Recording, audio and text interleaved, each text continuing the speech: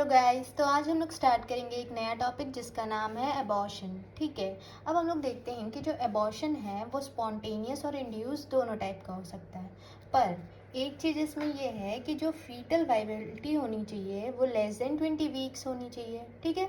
अब जो abortion terminology है इसे हम लोग इंटेंडेड प्रेगनेंसी टर्मिनेशन के लिए भी यूज़ करते हैं, और जो वर्ड मिस कैरेज है उसे यूज़ करते हैं हम लोग स्पॉन्टेनियस लॉस के लिए भी। ठीक है।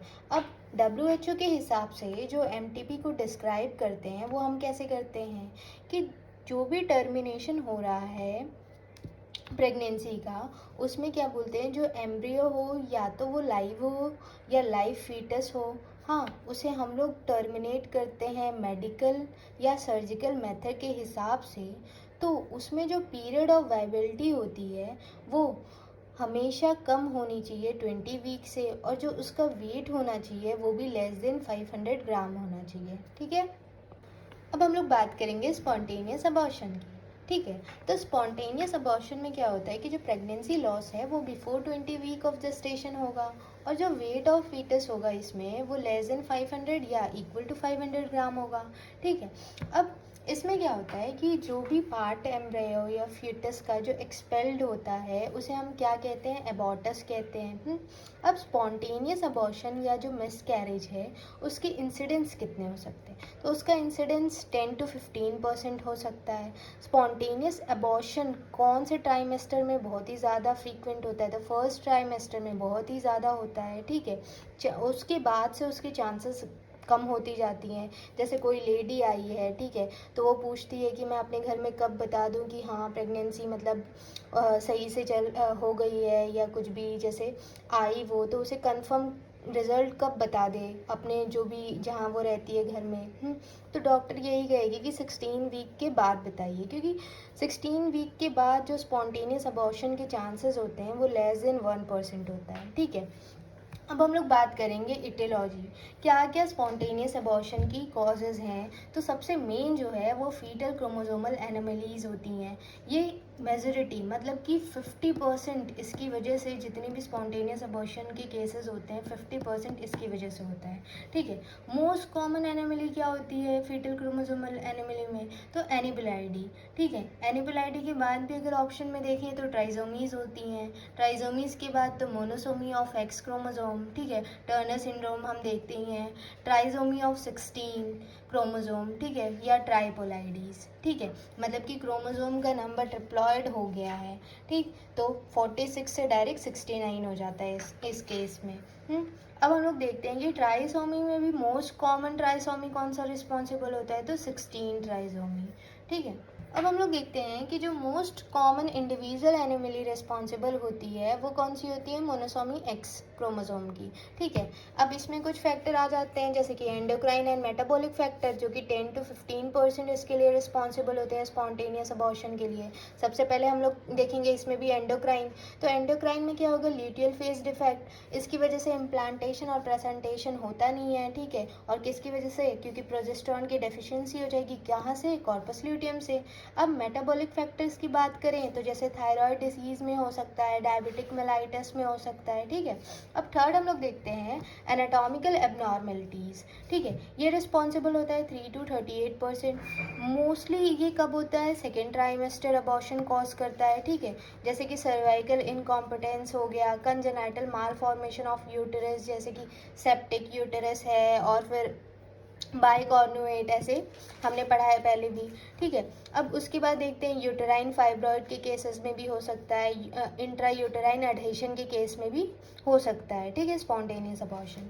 अब हमने बात की इन्फेक्शन, तो इन्फेक्शन रिस्पॉन्सिबल होता है 5% के लिए, जैसे कि टॉर्च के एग्जाम्पल हम लोग ले सकते हैं। ठीक है। टॉक्सोप्लाज्म रूबेला, साइटोमेगेला, हर्पीज वायरस की इन्फेक्शन अगर ड्यूरिंग प्रेगनेंसी के टाइम जब प्रेगनेंसी हो रही है तो स्पॉन्टेनियस अबॉर्शन के लिए ये रिस्पॉन्सिबल हो सकता है। अब फिफ्थ में हम लोग देखेंगे इम्यूनोलॉजिकल डिसऑर्डर, ये 5 to 10% रिस्पॉन्सिबल होता है, जैसे कि एंटी फॉस्फोलिपिड एंटीबॉडी सिंड्रोम खुद की एंटीबॉडीज़ बनाने लगी, ठीक, तो प्लासेंटा के लिए, तो भी हो गया। इम्यूनो फैक्टर्स की वजह से होगा, ऑटो इम्यूनिटी की वजह से भी हो सकता है, ठीक है। 6 क्या है, मैटरनल मेडिकल इलनेस, ठीक है, जो मदर है उसी में कुछ इलनेस पाई गई, जैसे कि साइनोटिक हार्ट डिसीज़ हो गई, ठीक है। हीमोग्लोबिनोपैथीज़ जो भी डिसीज़ हैं ये सारी अर्ली मिसकैरेज के साथ एसोसिएटेड होती हैं, ठीक है, तो स्पॉन्टेनियस अबॉर्शन करा सकती हैं। अब हम लोग देखेंगे 7th एनवायरमेंटल फैक्टर्स, ठीक है, जैसे कि सिगरेट स्मोकिंग हो गई, अल्कोहल होगी, कॉन्ट्रासेप्टिव एजेंट्स के अगर यूज़ कर रही है लगातार लेडी तो फिर उसमें भी हो सकता है, ड्रग, केमिकल, नॉक्शियस एजेंट, इन सब के कारण भी हो सकता है स्पॉन्टेनियस अबॉर्शन। अब कॉमन कॉजेज़ ऑफ मिसकैरेज की अगर हम लोग बात करें तो फर्स्ट ट्राइमेस्टर में क्या क्या होता है, तो सबसे पहला कॉज क्या है, जेनेटिक फैक्टर, जो कि 50% वही क्रोमोसोमल एनोमलीज में जो आते हैं, ठीक है। अब उसके बाद सेकंड क्या हो गया, endocrine disorder, immunological disorder, infection, और कुछ अनएक्सप्लेन फैक्टर्स भी आते हैं जो कि पता नहीं रहता है, फिर भी अबॉर्शन हो जाता है। सेकेंड ट्राइमेस्टर प्रेगनेंसी लॉसेस के क्या क्या कारण हो सकते हैं, जैसे कि एनाटॉमिकल एबनॉर्मलिटीज़ में सर्वाइकल इनकॉम्पिटेंस हो गया, मुलेरियन फ्यूजन डिफेक्ट जैसे कि सेप्टेट यूटरस हो गया, या बाइकॉर्नुएट, ये सब बहुत सारे एग्जांपल्स आ जाएंगे इसमें। यूटराइन सिंसिया हो गया, या यूटराइन फाइब्रॉइड्स हो गए, या मैटरनल मेडिकल इलनेस, वही जो पीछे मैंने बताया, और कुछ अनएक्सप्लेन फैक्टर्स भी इसमें भी आ सकते हैं, ठीक है, जो हमें पता नहीं है, लेकिन फिर भी प्रेगनेंसी के समय में वो क्या हो रहा है कि वो हमेशा मिसकैरेज, प्रेगनेंसी लॉस हो रहा है। अब हम लोग देखेंगे यहाँ पे कुछ अबॉर्शंस के केसेस, जैसे कि थ्रेटन अबॉर्शन, इनएविटेबल अबॉर्शन, और इनकम्प्लीट अबॉर्शन, और कंप्लीट अबॉर्शन। तो मैंने डायग्राम के थ्रू आपको जनरली थोड़ा सा बता देती हूँ।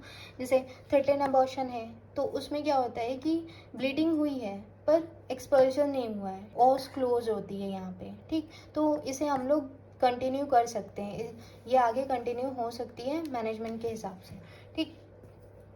अब हम लोग बात करते हैं इनएविटेबल अबॉर्शन, मतलब कि अब इसे रोका ही नहीं जा सकता है, यहाँ पे ओस जो होती है वो ओपन हो जाती है, और यहाँ पे ब्लीडिंग के साथ साथ कुछ जो फीटल मेम्ब्रेन जो भी है वो बल्ज आउट कर जाता है, मतलब जब हम लोग उसके एग्जामिनेशन करेंगे तो वो हमें पता चलेगा वहाँ पे सर्विक्स के पास, ठीक है। अब इनकम्प्लीट अबॉर्शन की बात करते हैं, तो यहाँ पे क्या होता है, ओस ओपन है और यहाँ पे मटेरियल भी बाहर निकल जाता है, जो कॉन्सेप्शन के दौरान जो भी ये प्रोडक्ट यहाँ पे फॉर्मेशन हुआ है वो निकल जाता है, ठीक है, और ब्लीडिंग भी होती है। कभी कभी क्या होता है कि ये जब है ये मटेरियल निकल रहा है तो ये कुछ ही अभी निकला हुआ है, कभी कभी क्या होता है कि ये ऑस क्लोज हो जाती है और कुछ यहाँ पे कॉन्सेप्टस का पार्ट यहाँ पे रह जाता है, तो वो भी इनकम्प्लीट अबॉर्शन में ही आएगा, क्योंकि पूरा मटेरियल नहीं निकला है। जब पूरा कंप्लीट मटेरियल अंदर से निकल जाएगा तब वो आता है कंप्लीट अबॉर्शन के केस में, ठीक है। अब हम लोग देखेंगे थ्रेटन मिसकैरेज या अबॉर्शन, ठीक है। तो इसमें क्या होता है, ये प्रोसेस ऑफ मिसकैरेज जो है वो स्टार्ट हो जाती है पर प्रोग्रेस नहीं करती है, तो इसमें जो रिकवरी है वो इम्पॉसिबल नहीं होगा, रिकवरी हम कर लेंगे, ठीक है। थ्रेटन अबॉर्शन में क्या होता है कि जो प्रोसेस ऑफ एक्सपल्शन होता है वो स्टार्ट ही नहीं होता है, जो मटेरियल है वो अंदर ही है, जो ऑस है वो क्लोज्ड है, तो कुछ ब्लीडिंग हो जाती है, लेकिन जो मटेरियल है वो पूरा अंदर है, हम चाहें तो उसे मैनेजमेंट से हम उसे कंटिन्यू वापस से कर सकते हैं। अब क्लिनिकल फीचर्स की बात करें तो इसमें क्या होगा, ब्लीडिंग पर वजाइनम होगा, इसमें क्या होता है, यूजुअली स्लाइट और मे बी ब्राउनिश और ब्राइट रेड इन कलर, जो ब्लीडिंग होगी वो या तो ब्राउनिश होगी या ब्राइट रेड कलर की होगी। पेन की बात करें तो ये यूजुअली पेनलेस होता है, जो भी ब्लीडिंग हो रही है वो पेनलेस होती है, लेकिन माइल्ड क्रैम्प होता है, बैकएक होता है, और डल पेन होता है कहाँ पे, लोअर एब्डोमेन में, ठीक है। अब यहाँ पे हम लोग पेल्विक एग्जामिनेशन करते हैं, जब वो लेडी आई हमारे ओपीडी में तो हम उसका कुछ एग्जामिनेशन भी तो करेंगे, देखेंगे तो सबसे पहला एग्जामिनेशन क्या है, स्पेकुलम एग्जामिनेशन करेंगे, ठीक है। उसके बाद क्या है, जेंटल डिजिटल एग्जामिनेशन करेंगे। अगर मान लो जब हमारे पास अल्ट्रासोनोग्राफी ले के अगर वो लेडी आती है, मतलब कि उसने यूएसजी करा के, टीवीएस ट्रांसवेजाइनल सोनोग्राफी करा के अगर वो आई है हमारे पास, तो हमें पेल्विक एग्जामिनेशन की नीड नहीं है, तब हम उसे अवॉइड कर देंगे क्योंकि उस रिपोर्ट में ही हमें सब कुछ दिख जाएगा। अब हम लोग देखेंगे इन्वेस्टिगेशन, उसमें भी रूटीन इन्वेस्टिगेशन में क्या क्या होता है। सबसे पहले हम लोग ब्लड चेक करते हैं, उसमें हीमोग्लोबिन, हीमोक्रेट वैल्यू, एबीओ, फिर आरएच ग्रुपिंग भी देखते हैं, ठीक है।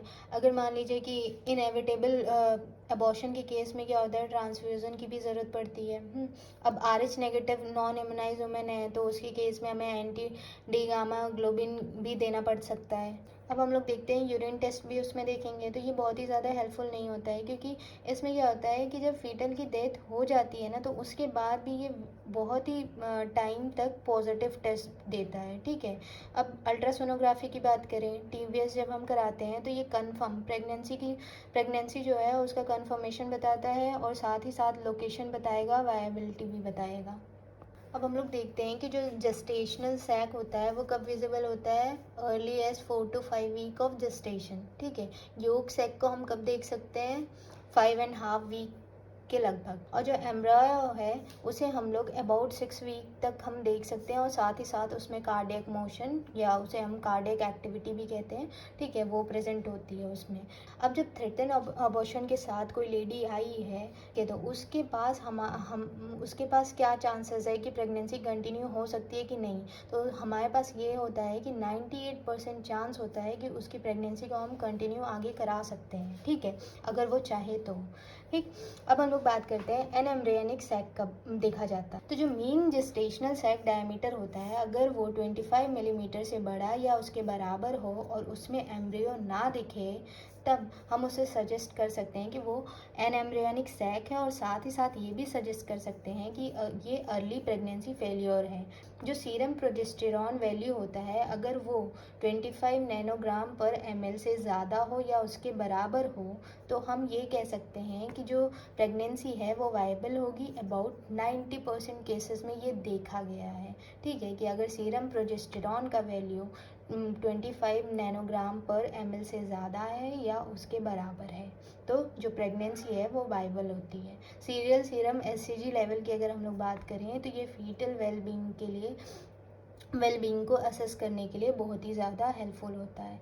और जब हम लोग अल्ट्रासोनोग्राफी करते हैं, तो जो एक्टोपिक प्रेगनेंसी है उसको भी हम लोग रूल आउट कर सकते हैं। ठीक है। अब हम लोग ट्रीटमेंट की बात करते हैं, तो इसमें जो भी लेडी आई है उसको क्या प्रोवाइड करना है, रेस्ट प्रोवाइड करना है। The patient should be in bed for few days until bleeding stop. ठीक है। इसमें क्या है कि वो लेडी जब तक बेड रेस्ट उसे करना है, जब तक कि जो ब्लीडिंग हो रही है उसकी वो स्टॉप ना हो जाए, और जितने भी एक्सर्शन वाले काम होते हैं उसे अवॉइड करना है, साथ ही साथ इंटरकोर्स को भी अवॉइड करना है। और हम इसे दे सकते हैं, प्रोजेस्टेरॉन थेरेपी भी कॉमनली यूज़ किया जाता है इसके ट्रीटमेंट में। ठीक है। अब हम लोग थोड़ा यहाँ पे एनएम्ब्रियोनिक सैक को देख लेते हैं। तो ये एक साइलेंट मिसकैरेज होता है। इसमें क्या होता है, जब हम लोग TVS करते हैं तो इसमें फीटल पोल एब्सेंट होता है, और जो जेस्टेशनल सैक होता है उसका डायमीटर 25 मिलीमीटर से ज़्यादा यानी तो उसके बराबर होता है। ठीक। और जब हमें ये पता चल गया कि उसमें फीटल पोल एब्सेंट है और उसका जेस्टेशनल सैक इतना है, तो हमें तो ये पता ही चल गया कि ये एनएम्ब्रियोनिक सैक है। ठीक। तो इस समय हम क्या करते हैं कि जो यूटेरस है उसको पूरी तरीके से इवैक्यूएट कर देते हैं। ठीक। अब हमारा थ्रेटन अबॉर्शन ख़त्म हो गया। सेकेंड हम लोग इनएविटेबल अबॉर्शन देखेंगे। तो इसमें क्या होता है कि इसमें जो अबॉर्शन प्रोसेस है वो स्टार्ट हो गया, साथ ही साथ प्रोसेस ऑफ एक्सपल्जन भी स्टार्ट हो गया। तो अब इस अबॉर्शन को हम रोक नहीं सकते हैं, ये अबॉर्शन होगा ही। लेकिन जो कंटेंट होता है वो स्टिल इनसाइड, मतलब यूटेरस में प्रेजेंट रहता है, लेकिन थोड़ा सा जो उसका फीटल मेम्ब्रेन है वो बल्ज आउट कर जाता है, और एक्सटर्नल ऑस क्या होती है इसमें ओपन होती है। क्लिनिकल फीचर्स की बात करें तो जो वजाइनल ब्लीडिंग होती है वो इंक्रीज़ कर जाती है, और जो पेन है वो भी इंक्रीज़ कर जाता है लोअर एब्डोमेन में, जैसे कॉलिकी पेन होता है वैसे। और डायलेटेड इंटरनल ऑस हो जाता है। जो प्रोडक्ट ऑफ कॉन्सेप्शन है उसे हम महसूस कर सकते हैं। अब साइज़ ऑफ यूटेरस जो होता है वो पीरियड ऑफ जेस्टेशन के बराबर होता है, और जो TVS होता है उसमें फीटस की कार्डियक एक्टिविटी में भी प्रेजेंट हो सकती है या एब्सेंट हो सकती है। जिंदा भी हो सकता है फीटस, या मर भी चुका होता है। मैनेजमेंट देखते हैं, तो इसमें अगर जो औरत आई है वो अगर स्टेबल है और उसमें बहुत ही थोड़ी सी ब्लीडिंग हुई है, तो उस कंडीशन में हम लोग वेट करते हैं और एक्सपेक्टेंट मैनेजमेंट देखते हैं, मतलब उसे मॉनिटर करते हैं कैसे कैसे हो रहा है। ठीक है। अगर मेडिकल मैनेजमेंट ऑप्शन है, हमारे पास ये भी ऑप्शन है।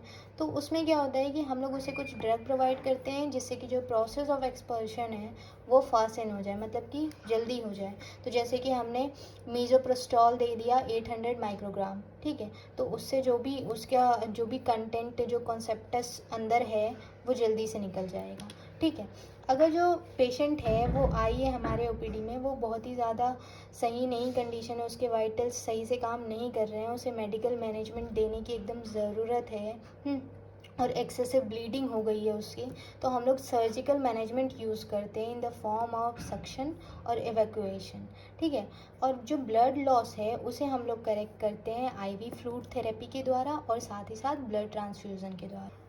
अब हम लोग थर्ड देखते हैं इनकम्प्लीट अबॉर्शन। तो इसमें क्या होता है, ब्लीडिंग और पेन दोनों ही इंक्रीज कर जाता है, ठीक है, और जो कंटेंट है वो कुछ पार्ट एक्सपेल्ड आउट हो जाता है और कुछ स्टिल इनसाइड यूटेरस प्रेजेंट रहता है, और जो यूटेराइन साइज है वो कम हो जाता है पीरियड ऑफ जेस्टेशन में, और यहाँ पे हम लोग टीवीएस परफॉर्म करते हैं। मैनेजमेंट की बात करें तो यहाँ पे हम लोग यूटेरस को खाली कर देते हैं पूरी तरीके से, जो बचा हुआ पार्ट है वहाँ पे उसे निकाल देते हैं, और जो वाइटल, अगर मान लीजिए जो फीमेल आई है उसके वाइटल स्टेबल हैं और माइल्ड ब्लीडिंग हुई है तो हम लोग उसे मेडिकल मैनेजमेंट प्रोवाइड करेंगे।